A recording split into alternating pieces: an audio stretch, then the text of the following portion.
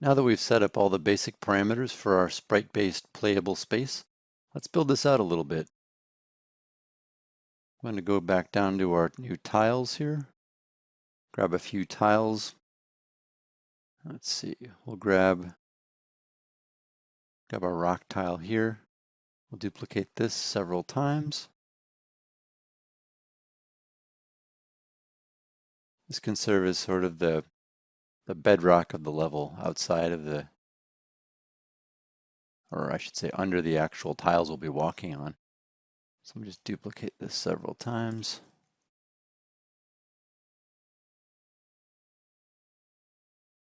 And this will be good for us to grab a whole lot of these at once and duplicate them all at once. It's a pretty fast way to make giant areas out of one texture through mass cloning.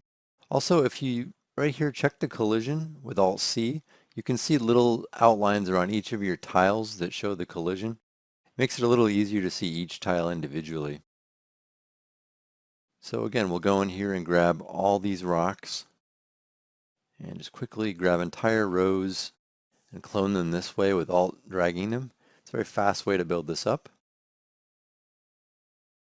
Okay. If we play this now, we can see that makes a pretty good looking base for our level, pretty good bottom level of the whole layout. And right now, see, I'm testing my jump height right now. And one idea that might be important for your game to keep in mind is if you plan out the size of your tiles, or I should say the metrics of your tiles compared to the metrics of the player movement and jumping and all that stuff, you can start planning things like knowing in your level how many tiles high something is to make it unjumpable or jumpable on. So in this case, we can see here with the jump height that we have set for the character, their jump height is like 5 tiles high. So that might be something useful for you to think about when you're planning the gameplay of your level. So I'm going to go delete that. It was just a test there. And we're going to mix it up a little bit. We're going to try and add some trim here with one of these tiles that looks kind of like a metal girder, I guess you could say. We'll make this sort of the trim that you're walking on. And we'll start by building it out by duplicating this and building this out into sort of a little ledge start area for the player on the left side. Considering that if you consider this as a side-scroller game where you start on the left and you scroll to the right as you play, that would mean we can build a little ledge here for the player to start on the left-hand side. And we will do sort of a combination of the cement and the metal girders. And the goal here, the thing I'm trying to show is just how you can use these tiles to build a nice amount of variety throughout the level. Let's see if I can align this. There we go. And now I'll take some corner pieces and I'll sort of wrap this cement ledge in metal. This one should fit. And again, some of these are regular tiles. As you can see, they're not square like the 32 by 32 inch cement ones. But it's actually, it seems to work out pretty well when you place them the way I'm placing them here in the front view. You can see I'm actually overlapping them. And for the most part, in my experience, when you do this, at least in this low res style, when the most of the tiles are kind of made to be contiguous when they line up, there isn't a lot of Z-fighting or any Z-fighting that I've seen in this way of building it. So there we go. It's kind of a start area, and we're going to build sort of our first jump obstacle here. I'm going to build sort of a thing to jump over, sort of a bit of an industrial look. Let's see. I'll make this go over top.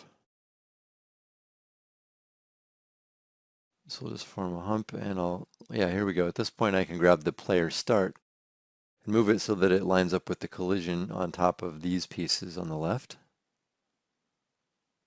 I'll just keep going over this and add some industrial elements. Here's another kind of non-standard tile that we're adding in. more of a pipe look. So I'm just going to put this in as not something you walk on, although by default, again, when these sprites are brought into the engine, they do generate collision. But I'm going to surround this with trim and make it more of a clean, sort of a clean contour to jump over and stand on. Here's another kind of a tile. It looks sort of, it's a little more like tubing, I guess. So we're just going to add this. Again, the main idea here is just that as you move to the right, you kind of pass by different landmarks, different visual identities that are slightly different than each other. We're not going to build this too big of a level, just enough to show some obstacles and the possibilities here. So I'm just combining a lot of this tubing here just to add a little more detail. And some of these techno tiles, and we'll add some trim under it to make a nice layer between the metal parts above the concrete base. Let's see if I look here, I can find some more trim elbows, and I'm just going to, at this point, I'm just going to duplicate the first jumping obstacle. And when it's all done, it looks like this.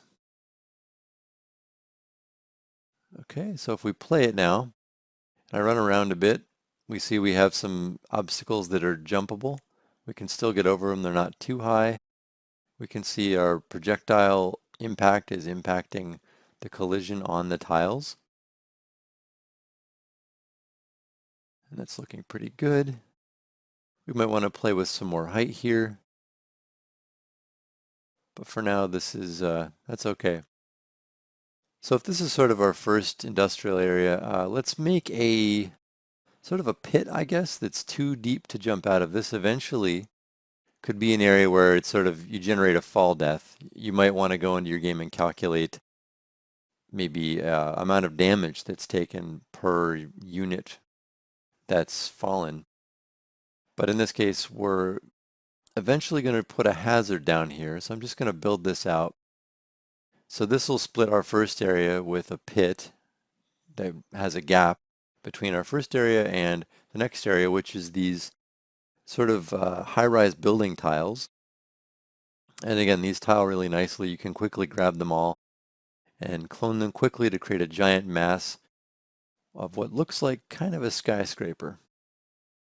So for the same sort of visual identity of the walkable space, I'm going to go with grabbing this metal trim again to make a ledge at the edge of the building that you can jump up on. So I'm just going to clone this really quickly and make ledges that protrude on the left and right of the building. And then I'm going to build another level with more detail on top of the trim. I'm just going to grab a whole bunch of these windows and shift drag them up here. I should say alt drag them. And here we can see that there's some tiny, again, non-standard tiles that allow us to create some sort of curves on the contours on the edges of the building. But we can see by default the collision here in the upper left, it doesn't follow the curve. So eventually we're going to have to go in and fix that up if we want. We can see later if we like that or not. But now there's a lot of little pieces here that you can assemble for making a pretty nice contour on the edge of the building. So if we drag these pieces in here, we can see how they fit together. These windows start to form sort of a bit of almost like an Art Deco curve. And this isn't an art lesson, by the way. We're just sort of seeing how this all fits together for different visual identities within the level design. So here we go. Here's a little detail piece, which makes a nice contour once you add it all together. And it's one of the things where it's nice that it works as a tile set and it tiles nicely, but when you add these little details in, it gives you just enough of extra detail to sort of momentarily take your attention away from the tiling.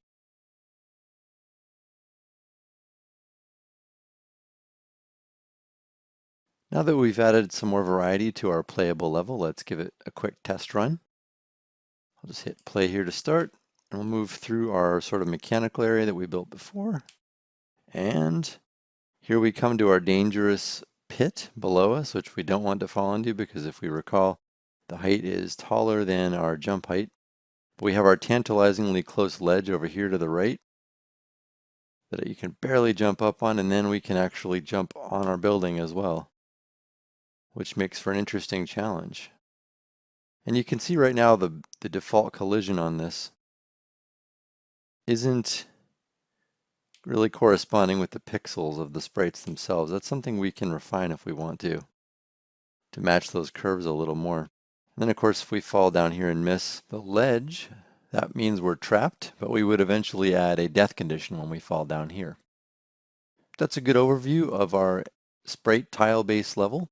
Next, we'll look at adding some more visual depth to the level through the use of large sprites.